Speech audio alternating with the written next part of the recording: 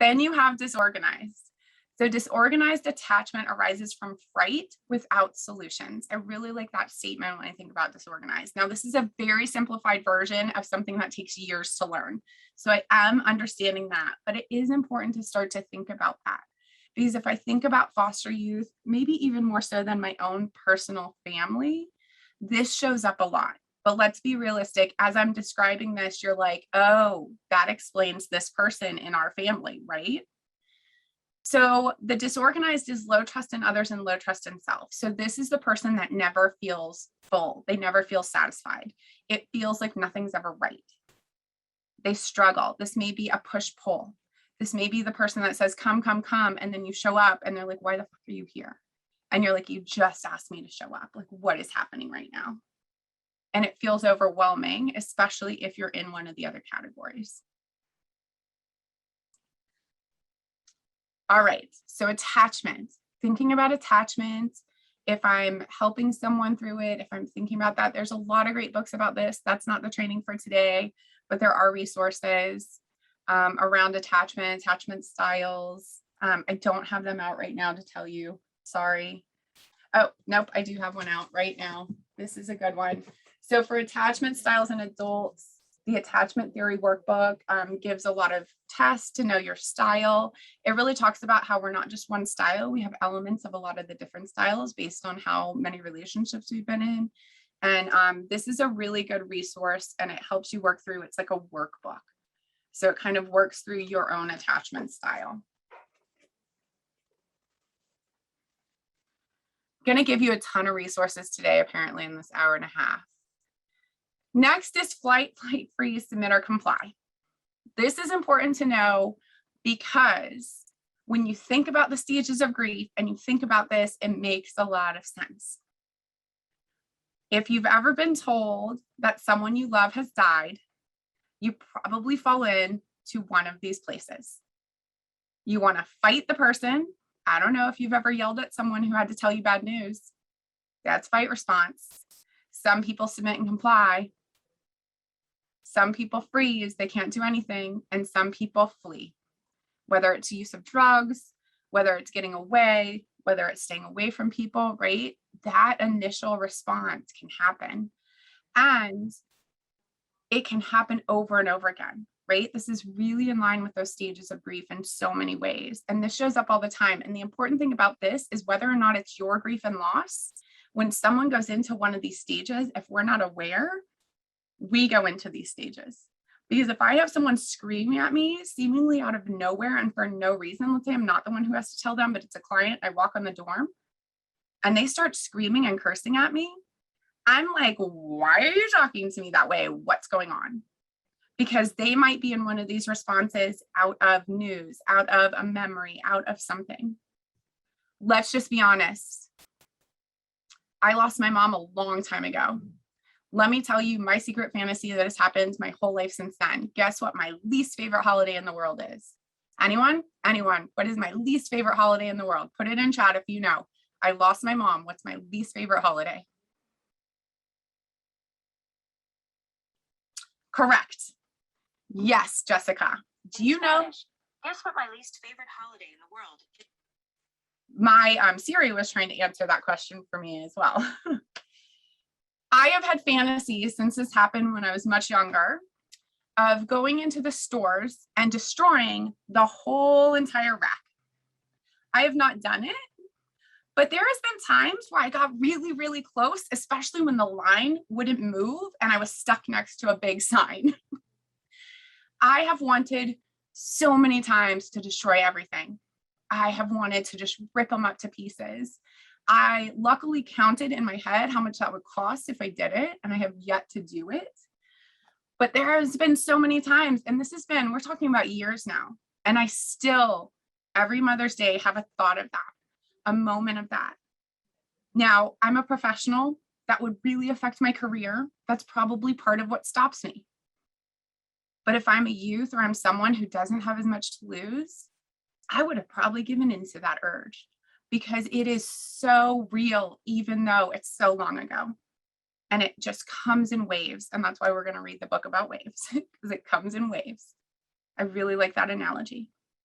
And it shows up when you don't expect it sometimes. And so it's really important that's a fight response. I have a fight response in that moment to anything that says the word mother on it.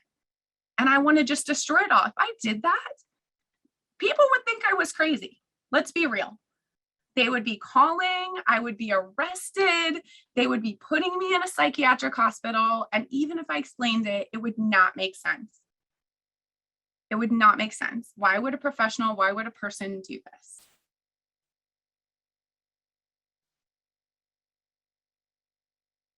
The next piece of this is Maslow's hierarchy of needs. This is important for a couple reasons. This is important, one, because if any of this is not being met and you have a loss on top of that, you're already not at capacity to be able to maintain and manage it. If I'm down at the bottom of trying to figure out where food is coming next, I can't deal with grief and loss. This is very common for when we talk about children when a parent has died. If a younger child who is dependent on their parent has another parent die or someone in their family, it's really important. Oftentimes the child cannot grieve until the parent does because it's not safe. Because if I fall apart and they're falling apart, what will we do? And so you have stunted grief for a lot of people because sometimes parents can't grieve right away. So all of this stuff impacts it. If we're trying to find out where food is coming from next, we may have to put that grief on hold because we're just focused on that. That doesn't mean we're healthy and we're grieving. It means that we're so worried about those basic needs for ourselves that we don't have time to be able to have the luxury of grief. But it's still there and it's still in our body and it's still stored and it may be showing up in other ways that don't make sense. And so it's getting confused with other things. It also affects your hierarchy of needs when you have a loss. It affects this because it rocks a piece of it, or it pulls something down, or it takes something away that you've had. Is everyone on this call familiar with Linkin Park, the band? So Chester went to my gym and we were really close. That's the lead singer, if you don't know who this band is. We were really close. Let me clarify. We were close gym friends because our gym was really small and we were really connected. And one of the things that when he started coming to our gym, they were really important about is that they said, you know, we need you to treat him as another member of the gym. He's not Linkin Park. He's not Chester. He is just like Chester, the gym member. And so I was really happy they did that. And it was really cool. My best memory of him is when he walked up to me and we had talked a lot gym wise, but he had never personally came up to me, and he came up to me and he's like, "Hey, can I talk to you?" And I was like, oh my gosh, he's talking to me. He wants me to do a special thing with him. He heard I was an art therapist. We're going to do a project together. And he was like, "So I noticed when you're doing your lunges, you were a little off, center. And I just wanted to give you some tips on how to do it better." And I was like, in my head, like, bomb, bomb, bomb. I was like, of all the times in my life, I thought a famous rock star would come talk to me.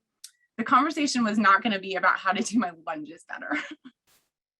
That was not in my fantasy when I moved to LA, what my life was going to be like. And it ended up, he was just amazing. He was so sweet. We started joking with him and calling him Coach Chester. And he would always like give me tips on how to do my gym stuff better. And we were joking. It was so much fun. But all of this is to say, when he died, we were all thrown off. I'm a therapist. I do this work. We had no idea. You wouldn't have known. And even though he was a gym friend, this rocked all of us. This rocked all of us. It pulled us down a little bit. It made us question everything. We all questioned what we could have done differently or better. We all said, why did we miss this? We all did. And we all had different relationships. There are people that were much, much closer to him than me. I really only talked to him at the gym. I have one picture of him that we took for a friend of mine that I snuck in when we were really sweaty and gross, but it was okay. But that's it affects everyone. I still think about that. I still talk about it. It's very meaningful and it's very hard. And again, every loss we have makes us remember all the other ones. So each time, even if we've healed from them, it comes back a little bit. And we have to move through those stages again.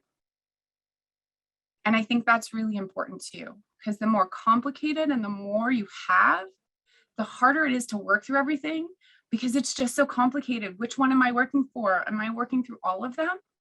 What do I do? I strongly believe in expressive therapies. I think sometimes you have to get it out in ways that aren't verbal. Whether that is going to your own personal art class, and it doesn't even have to be an art therapist, or actually going to an art therapy or whatever. I'm now doing play therapy. I decided to learn that because I just thought I needed to get, I'm very nonverbal in my healing and I want to give that to other people. And I want to help other people understand how to do that. And being nonverbal could just mean if you're not artistic and you're like, Dana, it's not going to happen for me. Nonverbal could be just reading a book and talking about the metaphor and not having to talk about my own personal grief. Being able to just talk about something else. All right. So now we're going to go back to another activity. I've been talking to you for a little too long. Didn't realize I was going to share that story, but we're talking about grief and loss, so it came out. So now let's take a little bit of a break before I read this book and we go into the stages. So think about yourself. Think about this needs chart. Think about survival, safety, love and belonging, self-esteem, self-actualization for you. And I'm going to ask you to activate your annotate tools again, or put in the chat one thing at least for each one thing that's really important for you on each one. It could be something you're trying to achieve, or it could be something that you already have, but something you think is important. And you can draw too. If you want to get really creative, you can also draw on here. So let's make this ours. Let's think about this. What is important to us? So we're going to activate those annotations. I'll draw for you. Yes.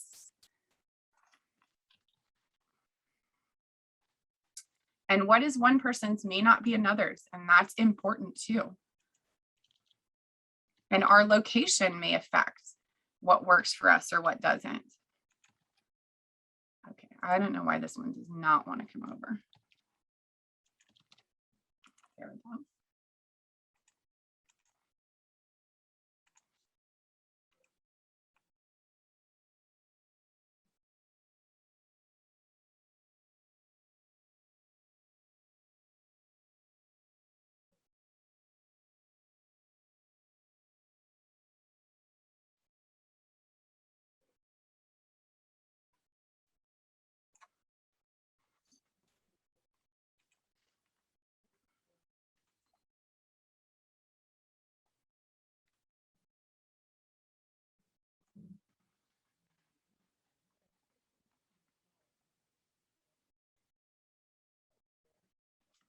And don't worry about, if you noticed in the last one, don't worry about writing over each other. I can move things around on the screen. So just put it down.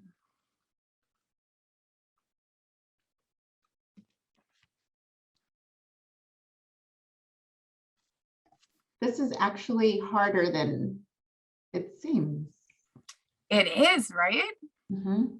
This is something that, just so everybody knows, I'll talk through this a little bit while everyone's adding things on. This is something that we do with every staff when they start in our program. So, you know, you shared that I'm director of training for a psychiatric hospital. And so we do this with every person for them to think about their own needs, because we need to remember this for our youth. And this is also something I use as almost an assessment tool with youth. I had never done it with youth before, and I just started through COVID because I had some online stuff I had to do and I needed to get creative ways to get them involved. And I didn't think the youth would like it, but they really like telling us what they need. And sometimes what they put on here is not what we would think they would. So this is also a thing I use. I use it for the adults, but I also use it for the youth and help them kind of tell us, like, what do we need? Like, what is important to me?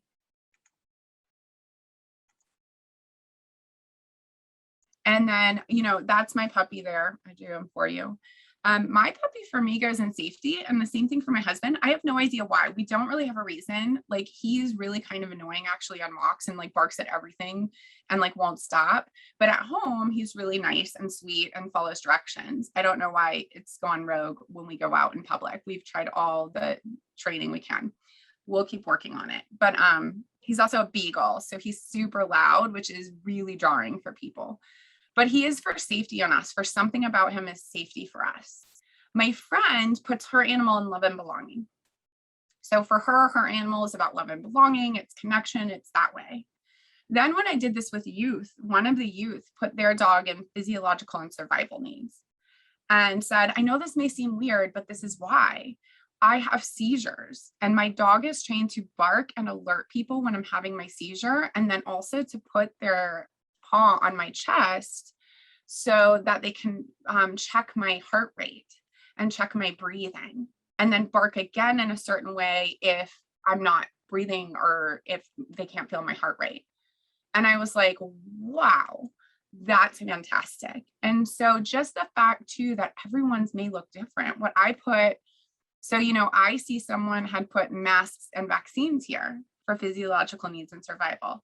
Someone else may put the option to not have to wear a mask or have a vaccine, right? That could be equally as important to someone else. And so the ability for this to be your own. And that's really when Maslow created it, there's some misnomers about the fact that that's not what it was about. They were saying, here are some things that go in this, like for everyone, if you don't have air, you will die. That has to go there. If you don't have water for a certain amount of time, you will die.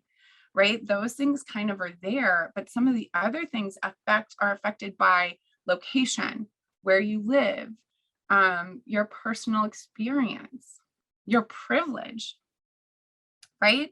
Some people have never had to consider food. It's just always been there for them. And some people have to struggle every day to know if they're going to get it. That's going to look very different for two different people.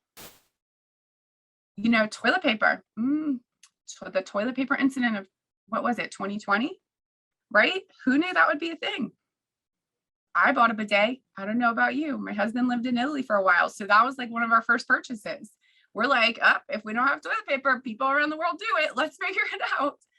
But, like that's something that who would have known that some of these things, because we never had to consider it. By the way, you better watch out because there's a paper shortage again. I don't know if you heard about that. If you've not bought a bidet, you might want to consider it. It could happen again.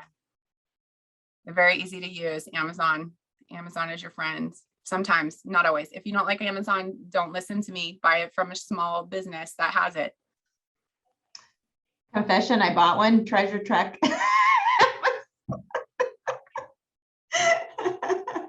And why is this important? Because if those basic needs aren't met, right, then you're so stressed about that you're going more into your fight and flight. You're more in that survival mode, and it's going to come out in ways that are dangerous, that scare you, and that scare others. And that is scary. And when I work with a lot of abuse and neglect, one of the most scary things, I'm just dealing with it right now with a client I have. The scariest thing is that you will cause someone else's loss. Because this one girl got attacked and she had her hands around this person's neck and was really going to not stop. Not because she wanted to, but because that person touched her first and she lost it. And the fear, the imagination that she could have done that to someone else is so scary for her that now she wants to take her own life. And we are working through that right now. Because that is so even though nothing happened, we were able to keep them safe. We were able to pull them off. But they said it was tight. Like she would, and she told me, like she was there. She was blacked out. It wasn't her, but it was her. She knew what she was doing, but she didn't. Like she went into a trauma response and she went into, you're not going to hurt me again. You're not going to hurt me again. She even told me, and we're very close, don't touch me. You're going to hurt me. Don't touch me. You're going to hurt me. And I'm going to hurt you. And I don't want to hurt you. So her grief and loss is about so many things, but it's also about what I may do to someone else. So it's so complicated and there's so much. And if you don't work with any of the type of clients I work with, then maybe this training will just let you know, I don't know, be grateful for your job because this work is hard. But I'm guessing that a lot of people at least the story can relate in some ways. And I'm going to keep turning my camera on and off a little bit if I see people freeze so I can keep going. All right, let's go ahead and get a screenshot of this. So go ahead and do a save of this. Thank you everyone for sharing. And in the chat, if you could just write, and if we didn't get yours over here, sorry, I was probably talking too much. In the chat, if you could just write, as you look at this, one thing you're thinking. So in the chat, just maybe a word or a phrase that stands out as you think about this activity, as you think about what we talked about, as you think about what's written on the screen. What is one word that stands out for you or one phrase?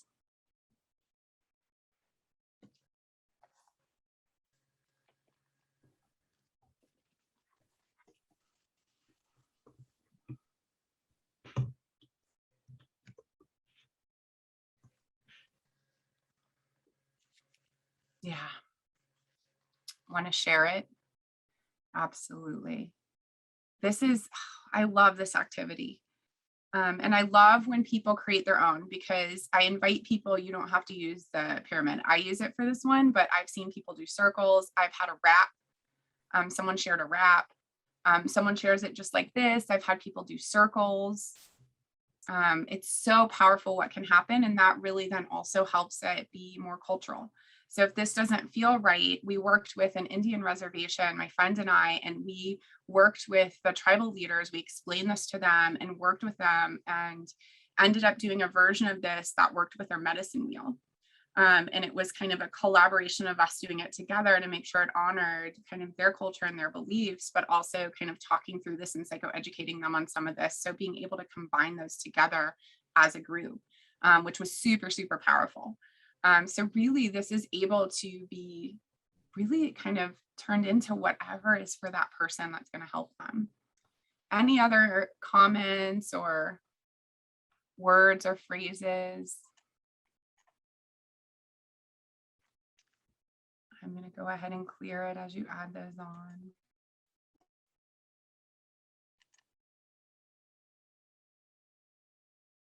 It's not letting me move. Okay. So now we're getting into a little bit just touching on the stages of grief, and then we'll get into some activities. So the book that I want to read to you today is One Wave at a Time.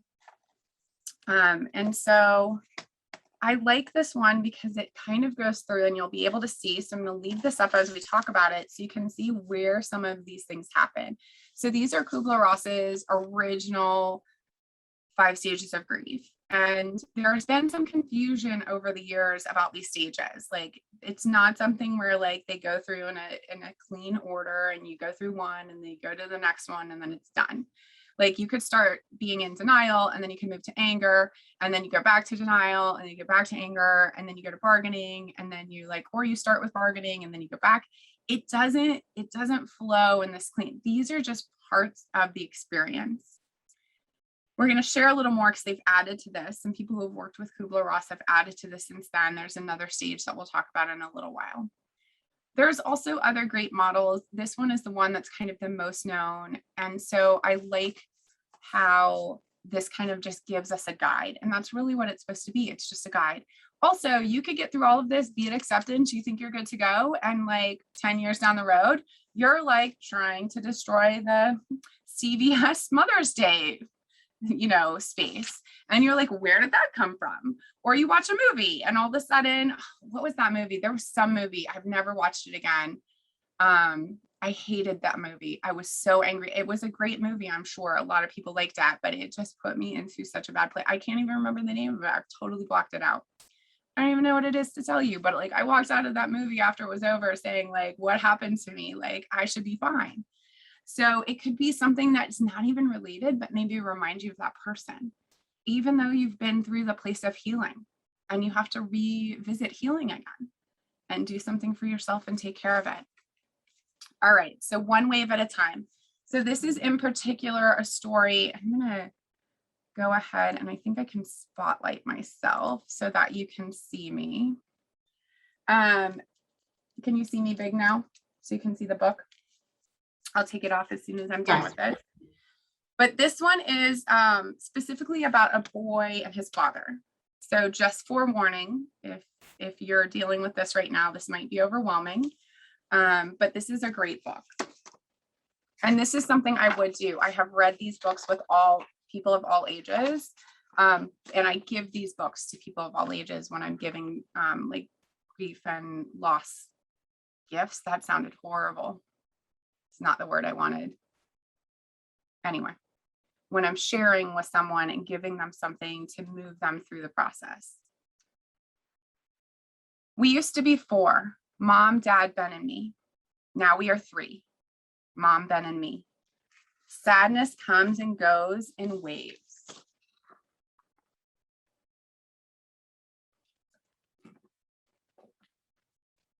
There are places where Dad used to be, at the table for dinner, on the sofa napping, on the stoop with his guitar, in the car next to Mom, on the sidelines at the games, or waiting with Ben.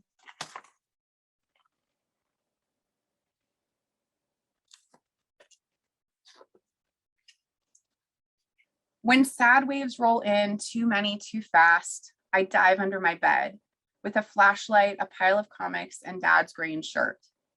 Down there, it's a submarine, quiet and safe, beneath stormy, stormy waves.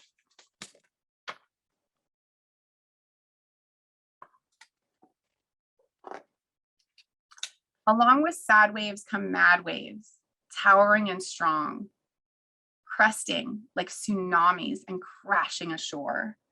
Ben throws his toys, Mom yells at the ceiling. I wreck Dad's guitar.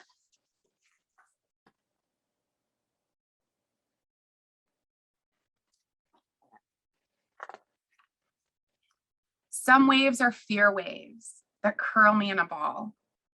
Will Mom? Did Dad?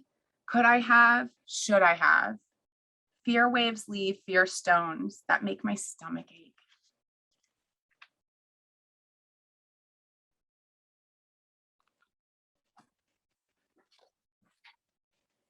Some days there are no waves, just flatness. I'm like a robot. As I ride the bus, walk the halls, sit at my desk, voices seem far. My body is slow. The world is away.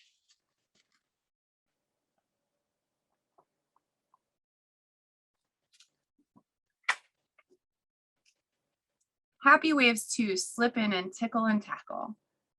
When Mom smiles, when my team scores a goal, or when I play boats with Ben. Some happy waves stay a while, others rush away.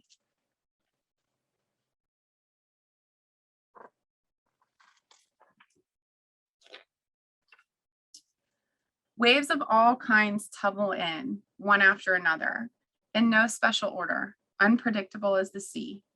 Waves barely there, waves I can ride, waves that break and crash.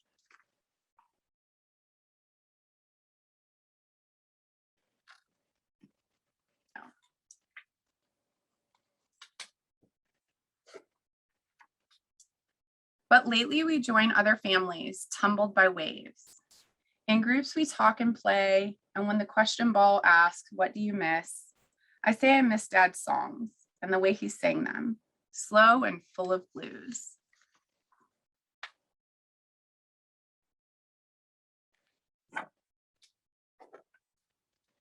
We talk about death, what it is and how it happens. Our talking stick travels in the circle as we share how our special person died. Strangers become friends, friends help strangers. In groups, we ride the waves.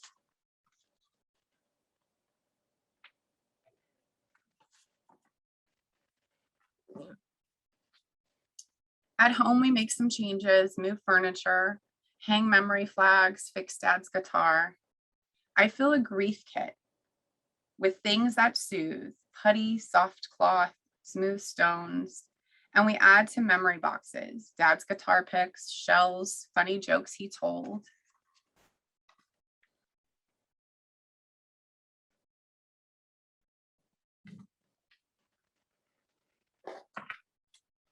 Sometimes we talk about Dad, say things we never said, ask things we never asked, or we hold hands, sing Lean on Me, even Ben joins in, or we're quiet, just breathing together, Mom, Ben, and me.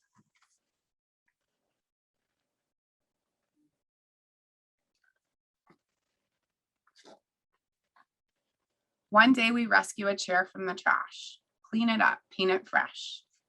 So now on special days when people visit, we eat Dad's food, sing Dad's songs, tell Dad stories, and share his memories in the memory chair.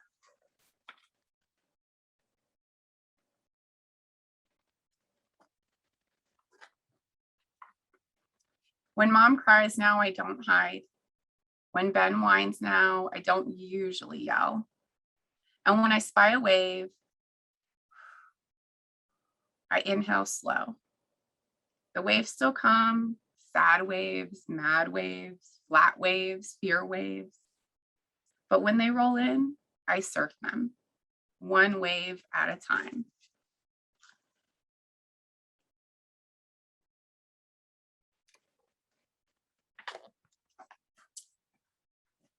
So in the chat, just a response, a word, a phrase. Let's have everybody respond.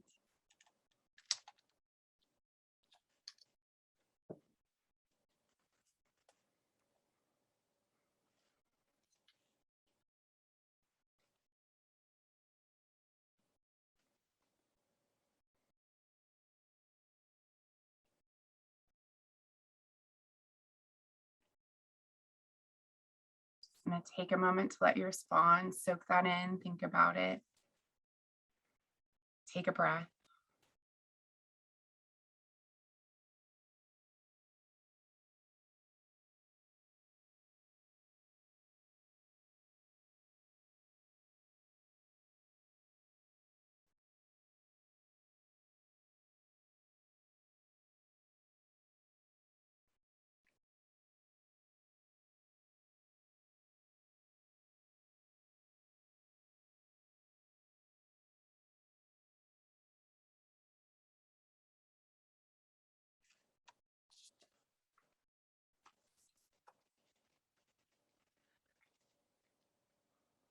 I also like this image, which is why I chose this one, because it really looks like a wave, right?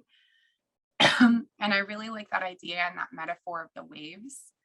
I think that's really good to understand. It's good to discuss. I use the idea of riding the wave all the time, just in any work of therapy, of riding the waves, that you could, be kind of sailing along in the therapy and everything looks great, or just in life in general. And then all of a sudden there's a crash or there's a gigantic wave that tumbles you.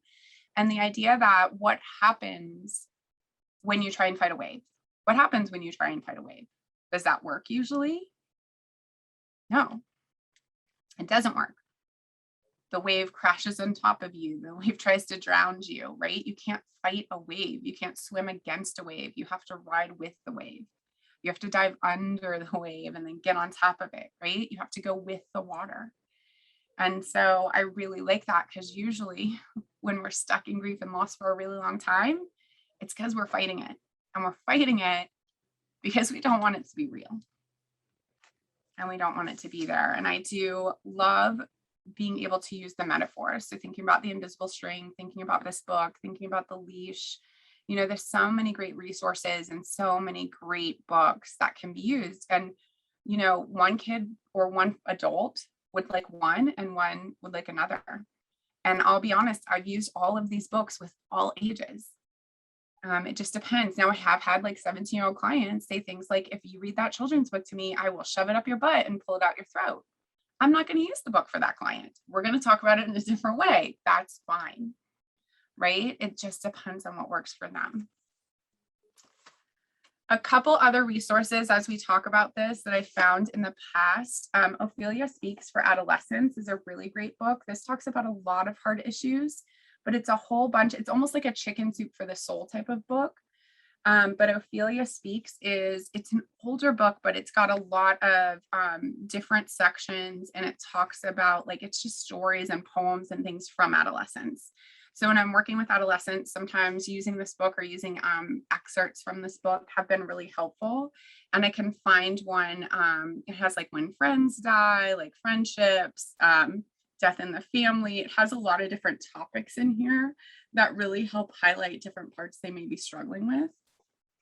And then specifically, this is also an older book, specifically with a female who's lost a mother. Motherless Daughters is another great resource that really talks about all of this stuff in a higher level way. So really all those things that were in that first book kind of in a higher level way, and talking through stories and examples of, you know, even how this grief happens over time and what that looks like. It's a heavy book. It's really hard to read. I don't think I've even finished this book, and I've had it over 20 years. I've had to do it in moments. Partially that's because of my own grief and loss. So someone who hasn't had that kind of grief and loss, it may not take them as long to read through it, but that is something to know. If you want to use it as a resource, you may have to give it in spurts for someone, as opposed to just giving them the whole book. But it is, I did find it really helpful, and I even shared it with a lot of friends. Outside of even in my clinical work, I've shared this book with a lot of friends. So those are just a few resources of things I've used throughout my career and things like that. Then you also have, you know, the 5 Stages of Grief, the Kubler-Ross books. There's another one I found here. I like this one just because of the kind of addition of that shock, the initial paralysis or that freeze that happens once you have the bad news. I would also say there's a bit of fight that goes with that shock. Sometimes the person who has to tell people is the one who gets the worst of it. So it's kind of between shock, denial, and fight response almost all together, freeze, fight, and denial kind of all happening at the same time. So I like that from here. And then the interesting one I found on this too was the testing, which I think is different. So testing, seeking realistic solutions. I think that's really interesting. This is the first time I've seen this, so I want to look more into it, but I just thought I noted that and said that that was really interesting. The next one is the finding meaning. So that's the newest part of thinking about the Kubler-Ross. So that's been added by Kessler, who worked directly with Kubler-Ross. And Kessler has a new book out called Finding Meaning. There's a great podcast with Brene Brown and Kessler talking about finding meaning and talking about grief through COVID. Fantastic hour-long TED Talk. It's from her TED Talk, Unlocking Privilege. No, Unlocking Us. Now I'm gonna have to look it up. Francesca, do you know the name of it? Let me look it up. Unlocking Us. I think that's what it is. Unlocking Us. And it's with her and Kessler talking about grief and what that's looked like through COVID and just in general. And then his new book, Finding Meaning.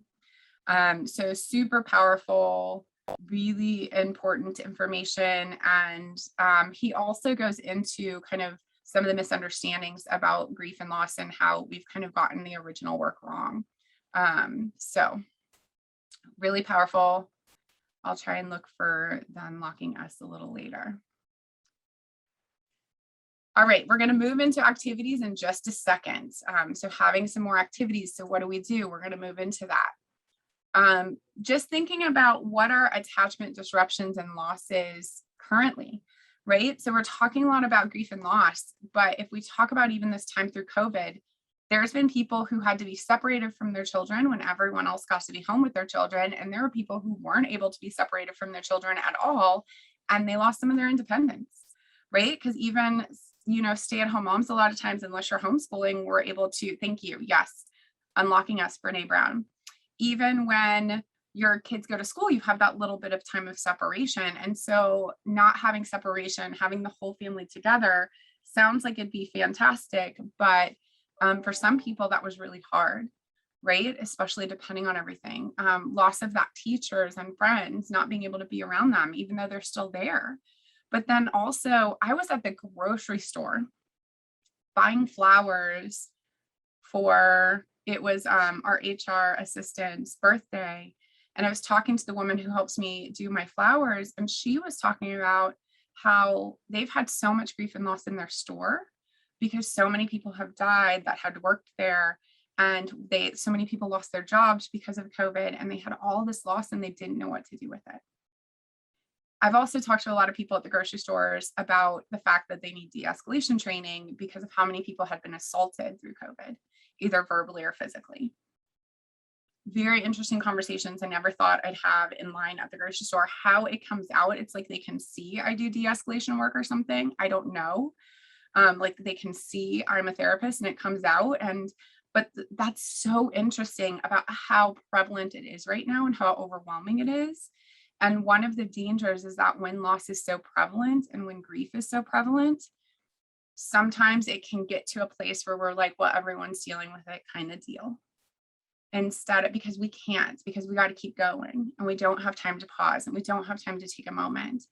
And so finding those little doses, that comes from Bruce Perry's work, What Happened to You, finding doses of healing and finding doses of moments where we can have that kind of in the moment time where that's what they were talking about in the waves of happiness. So whether you're thinking doses of healing or waves of happiness, that we have to find those moments to fit things in for healing.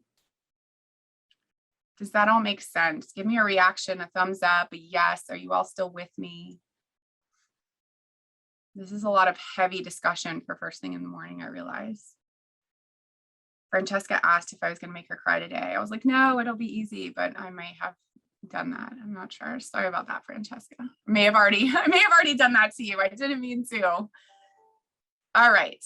So now, a lot of this stuff is going to come from the workbook, but I'll talk about how if you don't want to use the workbook in the string, if that is a metaphor that doesn't work for you, you could do this in a lot of different ways. So everything I share is kind of from the workbook because that's what I created.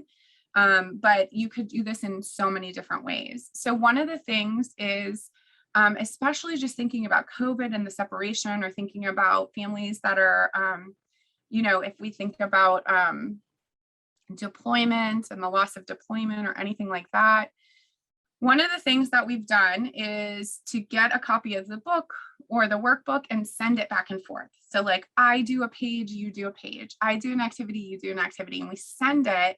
And just a little FYI, through the post office, if you do media, if it's only a book and you do media, it's only like $3 to send it. So it's reasonable a lot of times to send back and forth. So when we have family far apart, when something happens, you can send a book back and forth. And so you can send it and connect with other people.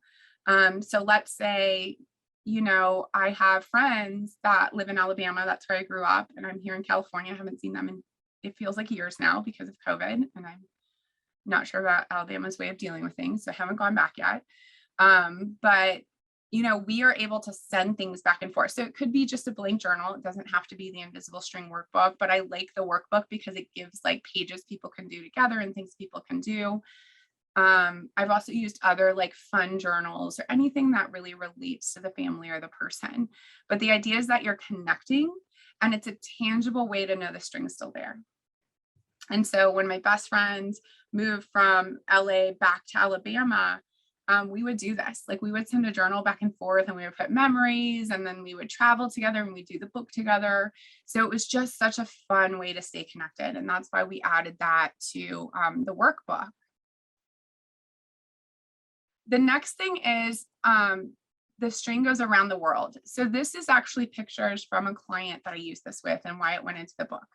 And I got this, if you've ever seen the movie Amelie, I could have totally just dated myself. That's okay. If you haven't seen the movie Amelie, I highly recommend it.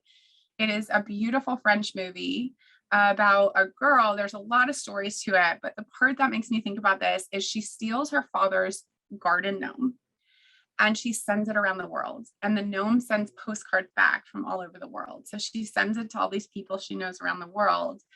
And so when I think about that separation or that connection, or if I have someone that I'm working with as a client that's had a lot of loss in their life, and then I have to go on vacation, being in the building we're in, it's not appropriate for me to call or stay connected with them when I'm gone. So what I did is we each had these little hearts and we put, our initials on the back. So she had one with my initials. I had one with her initials. And I was like, I know we're really close. There's going to be times we're separated. There's going to be times you discharge and we're not going to have connection. So let's practice this. And when I'm on my trip, I'm going to take pictures of different things that they see. And so things that I chose things that I didn't think that she saw a lot. So being in the plane, that was a cotton field because I was in Alabama. And then we had a long talk about cotton fields and the history of cotton fields. It took a lot longer than I expected, but it was really powerful conversation. Then the other one was I was camping with some other youth and talking about that. And so it became a great way. Now, if I was someone who could text back, we may be texting this to each other as it happens. They could text me theirs. What we did is I took a whole bunch of pictures. She thought about moments and wrote them down, and then we shared when we got back together. So this is a great way to keep connection when the loss is not a permanent loss, but something that's a temporary loss. Or thinking about divorce, right? Which is a huge grief and loss, right? You're losing your family in the way you know it. And so this is a great activity for when parents are really able to co-parent well together, and they can have these where they can share it. So whether you use the book or whether you use a symbol, and each person has one, whatever it is, every time I think of you, I can take a picture and send it to you or keep it so that we can talk about it when we get back together. And it also gives them something to talk about when they're back together. So this is a really great activity. Now we're going to play again. So I'm going to show you what we're going to do. You're going to take, you can use stamp tool or you can use another one. So you're going to stamp. Then you're going to make a line. You can draw the line or you can use a line that doesn't look like mine. And then on the top, you're going to say a movie. It could be a quote. It could be an event, whatever that connects you to a certain person. So first you're going to think of a person. I should have started with that. Think of a person you're connected to. I always use my friend in DC because I was supposed to see her and everything got canceled because of COVID. We've known each other for years through college. And one of the reasons I choose her is because How to Lose a Guy in 10 Days. We went to see that movie together. And my friend has this thing where when she laughs, sometimes she snorts. And so we're in this movie theater and this certain part of the movie comes on and she starts laughing and snorting so loudly that I start laughing. I wasn't snorting, I was laughing. And then the whole theater erupted in laughter because of her. Like, she couldn't stop herself. And she was like laughing and snorting. And for probably like 2 minutes, the whole movie theater was laughing. And it was just this gorgeous moment where the whole movie theater of people we didn't even know were just like in this moment together. So it could be that big, it could be something simpler. And what on the bottom you're going to write is the qualities that connect you to that person. So like for her, it's laughter, good times, and great food. She's also in the restaurant business, and she's the nicest person in the world. And everywhere we go, people give us free food and wine. It's amazing. It's incredible, like really expensive food too. She is a good person to know. But even without that, these are the things that really connect us and make us have this wonderful time together. So go ahead. It could be someone that you're close to, like someone that's right next to you. It could be someone that's further away. Go ahead and do this.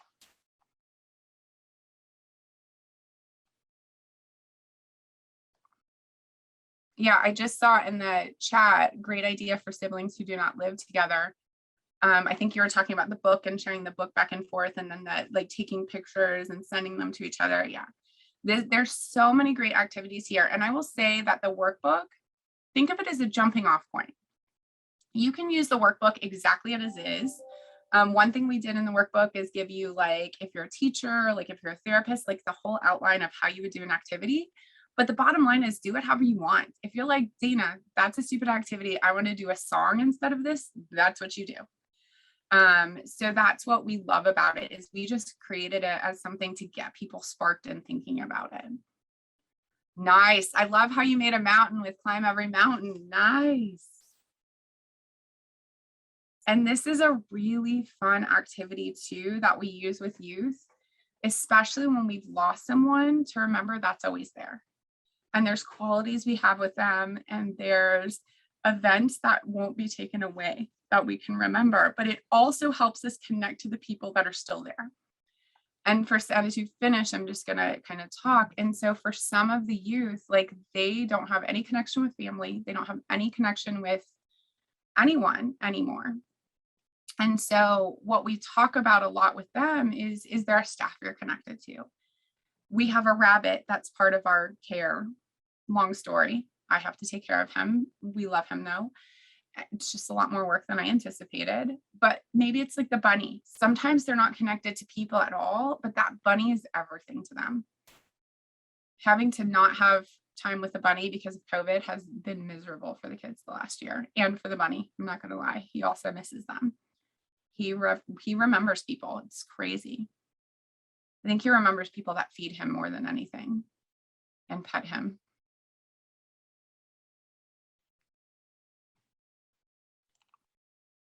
And then in the chat, just any thoughts about the, we've done quite a few activities and I've talked through them. Any thoughts, anything you're thinking about? Is there someone that you're thinking you could use one of these with? Is there a way you'd want to tweak it? Do you want to use it for yourself?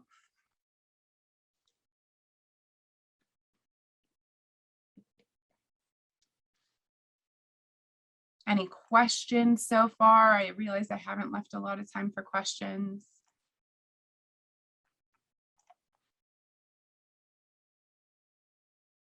Are you all still with me?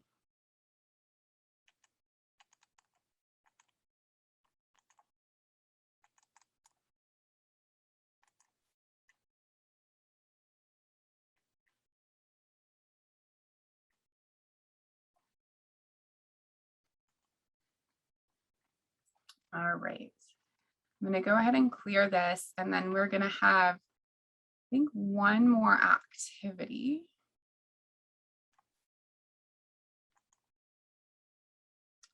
I'll talk through this one, and then, yeah, we're going to do one more activity. That is a great one that I've used. And again, in the chat, go ahead and ask questions if you want to. I think our stop time, we're planning on stopping around 10:30. So we have a little bit more time, and want to make sure that I honor any questions that are there. We can stay a little over if we have to, but it looks like we'll be okay on time. So go ahead and put questions in. If there's any thoughts or just anything, if this was even what you wanted, please add that. If we're missing something about grief and loss that you would have liked to seen that we didn't add in here, please let us know that too.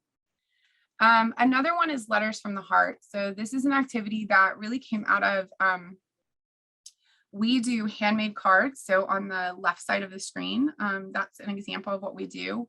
We do handmade cards in our building using the skills of anyone who's an artist or has good letter rating. And so every Christmas we do them for every staff. I've tried to quit it a few years. I'm in charge of it apparently I don't know who decided that, but I am. And it's just a lot of work. And so I've tried to stop it, but no one lets me, because getting handmade cards has been such a powerful thing for staff who work in really hard environments. And we also put a special message to each person about something that we appreciate about them. And so that's really where this activity started out of. It's such a great way to connect and to let people know you see and notice them. And we have kids do them, we have staff do them, we have like a committee of people who participates in this. And so this is a great way, and this is really how this started. And so then what we decided is, when Patrice and I were writing the book, what a great way to both share with someone who maybe is far away, right? So maybe the big book sounds too much to send back and forth. Well, I can do a special letter for you, and I can send that to you. Or I can have a box where maybe I put all the letters in there and it's everything I think of I want to share with you. And then when that person comes back thinking about deployment, you can share those letters one at a time. And it's a great way to connect in times where sometimes it's hard to know what to talk about, because there's so much, that person's dealing with coming back from deployment, and so much that the family's dealing with trying to reconnect. The other way we've used this for grief and loss is having the box that represents the person that we're no longer with, or we can't see or be with anymore. And then they put the letters in every time they want to tell them something. So that's a way to use it specifically with grief and loss. And you kind of have it where they can put it in, and either it could be where it's put in and you can never retrieve it, kind of a closed box, or it could be one where it has an opening and you can either create the box or find one you really like. But this is a great activity in multiple different ways, thinking about that too. You don't have to create the card yourself. You could buy ones that you just love. You could do it anyway. We like doing them ourselves. And sometimes one person will like draw it and another person colors it. So we even try and get into that collaboration. And I have one question in here, so I'll pause here and see if I can answer it. I'm wondering if these activities, workbooks and books you would recommend to, yes. All of the things that I'm trying to do today, that I've tried to share today, the only one maybe I would be cautious about is probably the Motherless Daughters, just because it's very intense. I would be really careful about who I recommended that one to, just because I would want to make sure that they had a therapist, that they had someone to support them if they were doing this one. But all of the children's books, the workbook, absolutely. I think it's a great tool. Anything could take someone into a bad space. Anything could be triggering for someone. So just being mindful of that. Like I told you about the youth who like wanted to shove the book up my butt and was pretty serious about it. That doesn't sound good. So I didn't want that to happen. So just being mindful of, I sometimes will try and give multiple resources, like maybe 2 or 3, and say, do any of these feel good? Do you want to go over it together? I usually read the book together with them to see if they like it or not. And then also I can see if it's triggering them. So maybe having a therapist involved if there is one. But yeah, most of the things I put in this short training, I tried to make sure that they were things that would be useful for anyone. And like I said, the workbook was written for all levels. Like we were very clear about that, Patrice and I, and luckily the publishers were really supportive of that. We wanted anyone to be able to pick it up and use it. And then if you are a therapist or someone else, you could dive deeper with it, even with your knowledge and your training. So that was really important to us too. And I think most of these books that I'm sharing today are written in that vein. Or whether they were written by therapists or other people, the children's books, they were really written as like metaphor and things that could be supportive for anyone. So I hope that answers your question. Well, the answer is yes, and that's how. So just to clarify, or maybe take the question a little deeper. So we have caregivers who open up their hearts and their homes to children, and then the child leaves. And so you would recommend any of the children's books that you shared with us, like The Wave and The Invisible String, or to provide to the adult resource parent to deal with the loss as well. Okay, thank you. Correct. Yes. Okay. So I didn't. Okay. Yes. So yes to what I said. And yes, I recommend these for adults as well. I recommend all this stuff for adults. I would actually, when I do any work as a therapist with foster, bio, adoptive parents, knowing the history of our youth, I use a lot of these resources for psychoeducation with them for themselves. And so we talk about a lot of this and how like sometimes they're grieving the loss of the child they thought they adopted, because sometimes people go into adoption thinking my family's going to be whole, it's going to be perfect. And then the kid burns down the Christmas tree. And you're like, that's not what I thought I was getting, but I don't want to give up on them. And we talk about grieving the loss of the child we thought we got to appreciate and love the one we have. And how does that work into our family? Or if they can't live with them anymore, like what does that look like? And how do you grieve that loss and still have a relationship and move forward? So I use these resources for all ages, for all people. Absolutely. Thank you for clarifying that. All right, so our last activity we're going to do today. So one of the other things is I do this in a little different ways, this activity. So this is called A Piece of My Heart. And this is something that's really powerful. I've used this a lot for families where we knew the grief was happening. So like a family who was dealing with the loss of a parent, maybe from cancer, from a longer term illness. Maybe it's a child, someone who was not going to be in the family. Now I use this for all, but in grief specific work, this is how I use this one. And the idea is that you just draw a simple heart. So it's, just a simple heart. You can also just print it from the internet if you want to, put it on poster board, cardstock, whatever, depending on the size of the family. And then we cut it up and each person gets to do a piece of the heart. Now you can do it just in colors and just decorate it, or you can do it everything, like something you give to the family or something the family gives to you. You could do it however you wanted to. It could be as simple, which is, the one side, and as elaborate on the other side. And so what you do is you do it and then you bring the pieces back together and you put them back. And I have done this as young as 3 and as old as 100. Like we've done it with all ages and everything in between. So, and the beauty of it is that even like the younger child who doesn't fully know how to color and scribbles all over it, the beauty is that you're kind of capturing that moment in time when that's what they did. And I don't do a lot of work unless I ask. So for that 3-year-old, you might have to like add a line in because you can't really tell where the heart starts or whatever. And it doesn't have to be a heart. It could be anything. Hearts are easy flowers are easy. It should be a simple design because the goal is you're just coloring it in. So even if the person has no artistic talent, it becomes this beautiful piece. And I've done this for years. I've probably done this. I've been in the field for 25 years, and I think I've done this activity the whole time in different ways. And so the beauty of this is then you have this gorgeous art piece. If the person is passing, you can do it with them before they pass, and you have this like thing to like memorialize them in some way that you've all done together in this moment of healing. It could just be something you're doing for the family. So talking about that question we just asked, this is a great tool to like capture that family before that, you know, that child moves on, and you can each keep a copy of it. You could do two, so both get to take one with them. It's such a great fun activity, and it's so powerful, and you just glue it. So like I just get 2 pieces of paper. If it's a big group, I do a poster board. You can just, at any of the stores, you can use cardstock. You want to use a little bit of a thicker paper just so it holds it. Material wise, just choose one. Markers, it could be paint. Paint takes a long time to dry, so be careful with that one. This one on the right side is oil pastel crayons.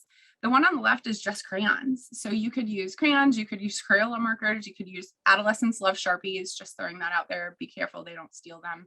But they love, I shouldn't say steal, borrow without asking usually, because they love Sharpies and want them forever. But you could use any material. I try and keep people with the same material, unless there's a lot of art skill. I try and keep them with the same material because then the flow is there. And then you put it together, and it's super powerful.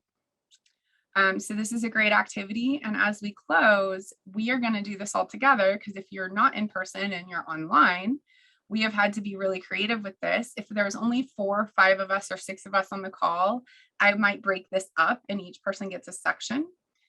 Since we're a whole bunch of people, what we're going to do is activate that annotate tool. And on the inside, what I want you to do is think about what you give out to the world. What kind of love do you give out to the world? And on the outside, what does the world give to us? And you can use colors, you can use words, you can use shapes, you can use anything you want. And this is going to be our closing activity for today. So go ahead and activate those annotate tools, or if you want something on there and you don't have the annotate, go ahead and put it in the chat. And I will be looking at that to move things over. It could be a shape, it could be something. It could be a word. Just tell us inside or outside.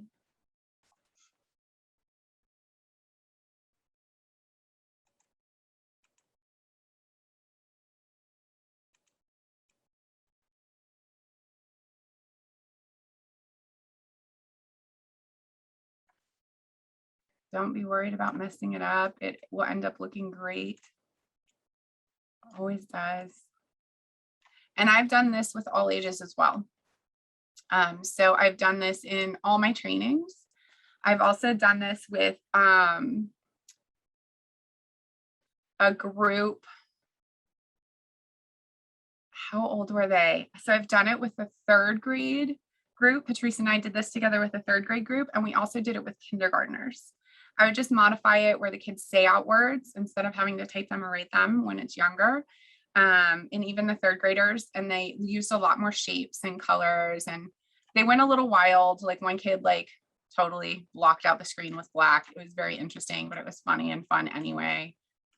So I try, and when I'm using it with younger kids, I save a whole bunch of times because you never know what's going to happen.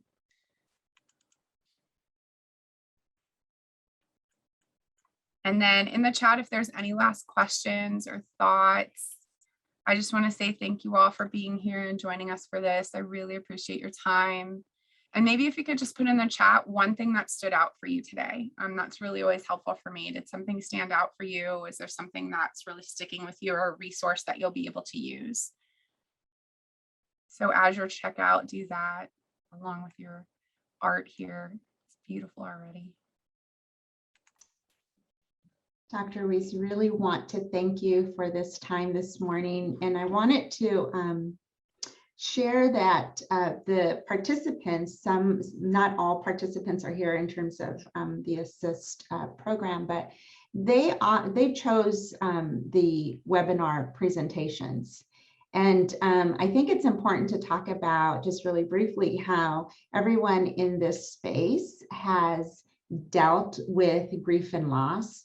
And during this particular time in life, it's important to heal and address your own situation. And so this kind of served as two, it's a twofer, right?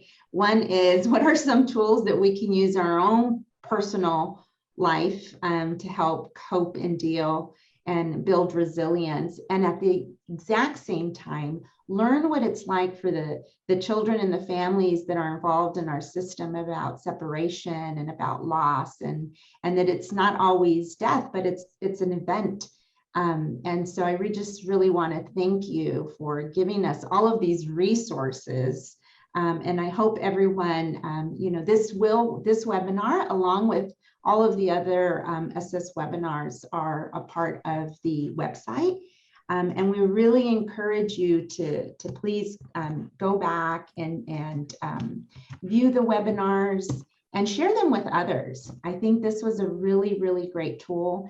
And I'm going to share it with the county that's presenting a case tomorrow, because throughout this presentation, I kept thinking about one of the children that we're going to be talking about tomorrow. So again, thank you so very much. If there's any parting thoughts or questions, please put them in the chat. If there are none, I'm going to turn this over to Janine from CDSS to provide us with some updates and announcements. And I'm just going to say thank you to everybody. And I feel so honored to be invited to do this. And I really appreciate everyone's time today. And thank you for inviting me. Thank you. Janine, you're on mute. Okay, there we go. One more second here. All right. First, I want to thank Dr. Dana for her wonderful presentation. It was great. I really got a lot out of it, and I'm sure the other participants did as well. Oh, and I forgot to introduce myself. Janine from CDSS. I work in the Family Centered Practice Unit, and I work on wraparound and the ASIST Specialized Permanency program. So I'm just going to share a little bit about what's going on with us at CDSS. For those of you participating in the ASIST program, the CFL, the county fiscal letter for ASIST, should be out in the next probably 3 weeks. The allocation will be the same as last year. So it's just going through the bureaucratic process, and it takes a while. So I wanted to share that. Also, with the ASIST Specialized Permanency Program, the consulting, it has been made available to all counties. So if you are interested and you are representing a county, you could go on to the RCFFP website and put in a request. Lastly, let's see, the Families First Prevention Act, ACIN, which is a summary of the implementation of FFPSA, was released last week, and it is number ACIN I-7321. So it gives just a brief summary of what FFPSA is, if you're interested. And let's see, now is lastly, in regards to the FFPSA aftercare, we will be releasing an all-county letter, hopefully within the next 2 weeks. So keep your eye out for that. And that is all that I have today. So thank you. Thank you. And is any of our CDSS partners have any announcements for us? I did notice we have a couple of other participants from CDSS. Okay, just want to remind Nancy. I do, but I can go after your reminder. Just a reminder that tomorrow is our specialized case consultation. We'll have 2 cases And like I was saying in the chat, or I don't know if I announced it, I kept thinking of one particular child with today's presentation. So I think it would be good for you all to participate. It's from 1 to 3 p.m. Tomorrow. And then our October webinar is October 20th. So I'll turn it over to Nancy. Thank you. Awesome. Thanks, Francesca. So I've got just a couple of things. Number one, we've got a really great series coming up that's starting on September 30th. I put it in the chat. It's a 4-session series, and the first one is called Strengthening Families Using a Racial Equity Lens. Dr. Jessica Price, who's a national speaker, she's been at a bunch of national conferences lately, is going to be the lead speaker for the September 30th session from 9 to 12 noon. It's free. It's awesome. There's going to be a bunch of people there. I would really love to see lots and lots of you there. And then the next 2 are facilitated by Dave Ellis, who is the executive director of the New Jersey Office of Resilience, which is pretty sweet. I want to work for an Office of Resilience. But he knows a whole heck of a lot about ACEs, adverse childhood experiences. And then he also does this really cool thing, and I thought I had it written down. It's a combination of ACEs and neuroscience, and it's called NEAR. Anyway, it integrates kind of everything that we know about how people, humans, kids, young people, old people respond to trauma, and incorporates that with ACEs and everything coming out of the field of neuroscience. It's really super cool. So he's going to do a couple of sessions, and then we're going to have our last one is the impact of racism on early childhood development. So please, please, come one, come all. It's a great class. We would love to see you all there. And then the other thing is, some of you may know this, that you have recently submitted a request for consultation or support through our consultation link.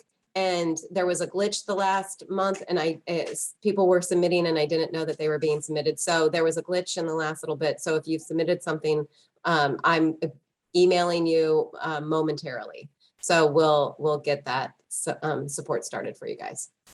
So just really grateful, shout out appreciation to Francesca for all of the support that she is providing for the ASIST County project. And if you all need anything, let us know. But I'm really, really grateful for Francesca's leadership.